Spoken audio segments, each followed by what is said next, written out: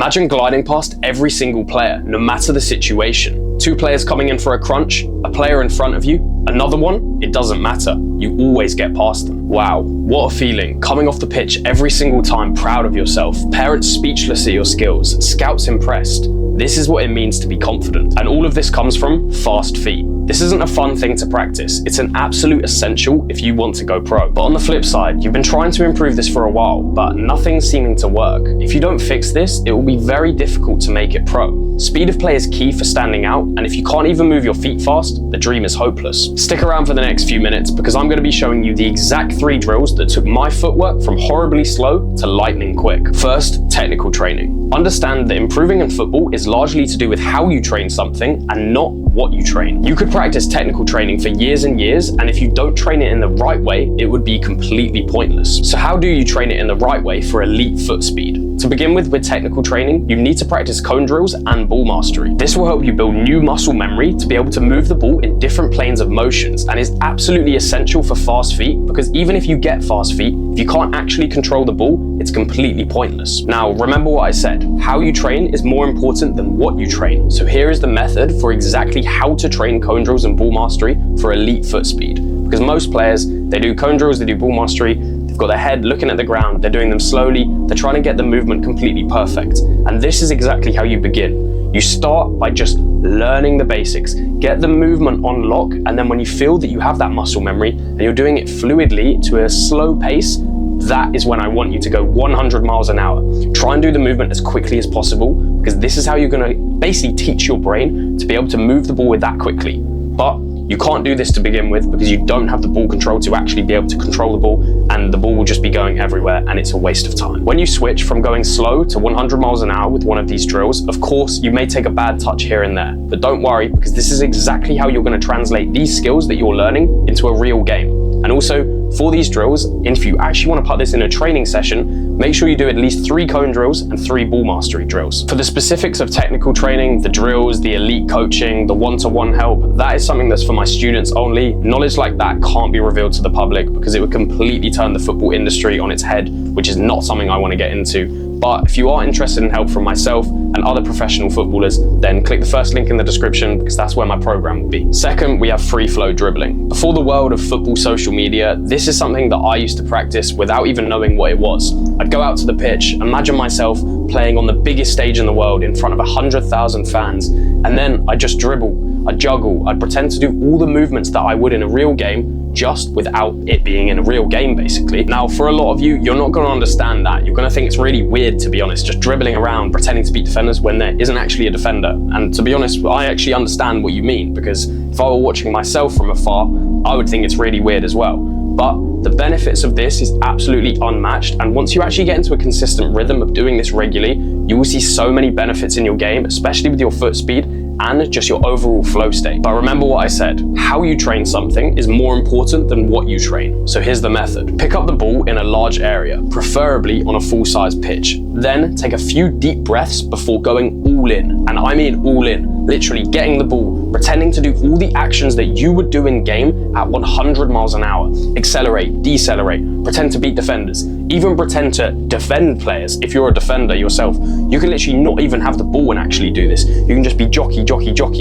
This will improve your foot speed so much, it's unreal. And to take this one step further, try to do this in the specific position that you would actually get into in a real game. So if you're a left back, for example, be in the left back slot on the pitch to make it even more realistic. Because what you're going to do here is you're effectively going to translate all of the technical work that you've been doing before, like the cone drills and the ball mastery, into an actual real game when you actually are running at 100 miles an hour in different little situations. So for this as well, make sure that you're doing some of the ball mastery movements and some of the cone drill variations. For example, if you push the ball inwards and outwards, that is a variation of the 1 in 1 out cone drill. Or for example, if you're doing the turnouts with the inside foot, all that would be is a drag back, then push and then go. So with ball mastery and cone drills, you're learning the specific movements, but then with free flow dribbling, you're taking little variations of these movements, not the whole full cone drill movement, just like a little snippet of it, and then you're translating that into a real game at real pace. However, if you aren't in the flow state here, a lot of your fast movements that you've been practicing won't actually translate very well onto the pitch. So to be in the flow state, firstly, make sure that you're hydrated before you actually start playing. This will help your concentration and it will stop your mind from spinning elsewhere, thinking about random things off the pitch. And secondly, just don't stop. One of the biggest killers of the flow state is players will dribble around for a little bit and they'll get into this kind of flow state and then they'll become a little bit tired and then they'll just stop. They'll stop doing it and then they'll go out of the flow state, they'll go back on their phone or something like this. With free flow dribbling, literally just keep dribbling. Even if you get tired, don't stop at all. Don't fully stop and go off your phone. Don't do any of that stuff by going on your phone. Literally, with free flow dribbling, just continue on. When you're tired, what I want you to do in that scenario is just walk and imagine you're still in a game, because there are loads of positions and times in a game where, you know, you're not dribbling at 100 miles an hour.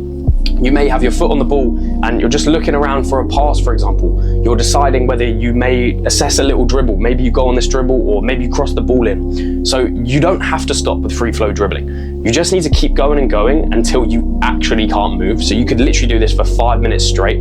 And you know, it might be 2 minutes of pure intensity. Quick. Then you realize you're tired and then you say, oh, I'm still in the game scenario, but I'm just not gonna go at 100 miles an hour. And you might just have your foot on the ball and just pretending to look for a pass. And then, you know, after 30 seconds of that, where you're just moving very, very slowly, a little jog, then you go back into it. Because this is how you'll stay in the flow state. And if you can train your brain to stay in the flow state for longer, then of course, when you get onto a real game, then of course, you're gonna be in the flow state for longer. Simple. Third, we have plyometrics training. I always thought that training off the pitch was a complete waste of time. I bought into the whole, you know, you only need to improve on the pitch. That's how you're gonna be a real footballer. But let me tell you, there is a reason why every single professional footballer trains off the pitch as well as on the pitch. Let me give you a quick science lesson. The ability to move your feet fast and it actually be useful for football firstly starts with being able to control the movement. That is what we practice with cone drills and free flow dribbling. And secondly, it comes from improving your neuromuscular coordination, which effectively is your brain telling your legs to do a movement and just being able to do it quicker. And as well as that,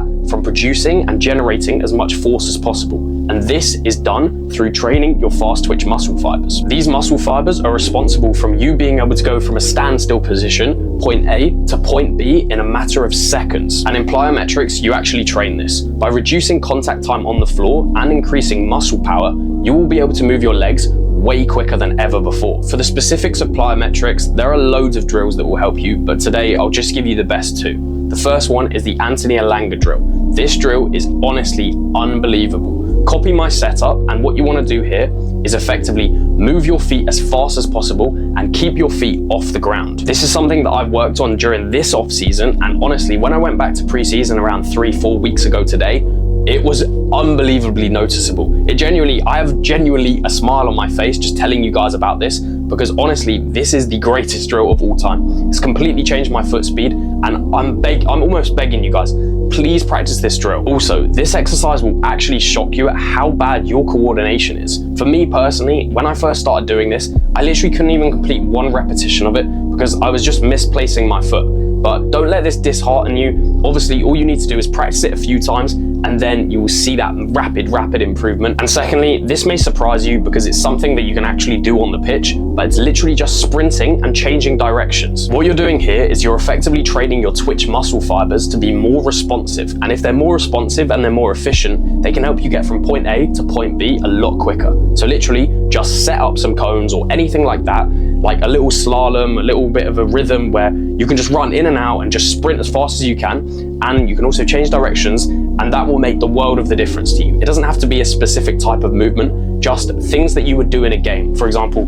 quick body feint and then explode away. Anything like that will train those twitch muscle fibers, especially in your lower calf, and you'll be able to move way quicker. And of course, if you have more of these fast twitch muscle fibers, it will translate directly into your fast feet. Not only will it be fast feet for sprinting and acceleration, all these movements, but when you're on the ball, you'll be able to just recruit these muscle fibers quicker then you can just move the ball a little bit faster, and it will make a world of a difference in your 1v1s, whether that's attacking or even defending, because you'll just be able to move your foot in and tackle quicker. As an overall point, you will see results from this very, very quickly, literally after 1 or 2 sessions. But if you actually want to see real results, and I don't mean winning a couple more 1v1s or getting a man of the match in your team, I mean seriously making it pro, you have to be consistent with this. This video probably has thousands of views when you're watching it, but most players will see this and do this training once or twice. But if you're actually serious about making it, it must be incorporated into your training routine weekly. And if you want any extra help, my program will be linked in the description. It's the entire blueprint, from technical training to position-specific training to fitness to gym. Everything is there, and bonus modules like the ultimate trial day guide, weekly calls with me where you can literally get your questions and problems solved live. Everything is inside the Pro Player Pathway. Click the first link in the description and I'll see you in the next one.